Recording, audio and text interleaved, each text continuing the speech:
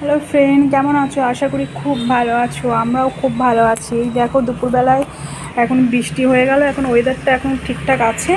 এই মাত্র সবে জাস্ট বৃষ্টি হলো। আমি যে ব্যালকনিতে দাঁড়িয়ে আছি, এই মাত্রই দেখছি বৃষ্টি হলো এই মাত্র। চলো তোমাদেরকে দেখাই আজকে আমার কী মেনু করেছি। রান্না রান্না এখনও হচ্ছে, বলতে গেলে আমার ডালটা হচ্ছে। এই যে এখানে ছোলার ডাল করেছি, একটু ডিম দিয়ে একটু ছোলার ডাল।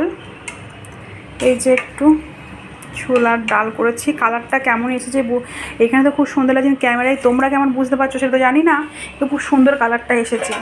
আর এখানে করেছি একটু বাটি পোস্ত, আমার তো খুব ভালো লাগে। আর আমার একটু শরীরটা খারাপ বলে আমি আজকে ডাল আর বাটি পোস্ত দিয়েই ভাতটা খাবো। আর তোমার দাদাভাই তো ডাল পছন্দ করে না, ওই জন্য একটু মাছের কালিয়া করেছি। আর রোজগারের মতন আজকে এখানে আছে এক হাঁড়ি ভাত। মানে আমার হাঁড়ি তো আমার খুবই ছোট, বলতে গেলে 2 কাপ চালের হাঁড়ি ওটা আমার।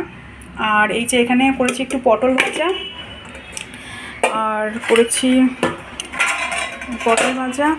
আর তো সেরকম কিছু রান্না করিনি। আর একটা আমকে বার করে রেখেছি, আমটা এখন কাটবো। ফ্রিজ থেকে জাস্ট বার করে রেখেছি, আমটা জাস্ট কাটবো এখানে। আর আমার এই যে সব পরিষ্কার হয়ে গেছে, রান্না যে পরিষ্কার হয়ে গেছে, এখন আমি এটা বন্ধ করে দিই।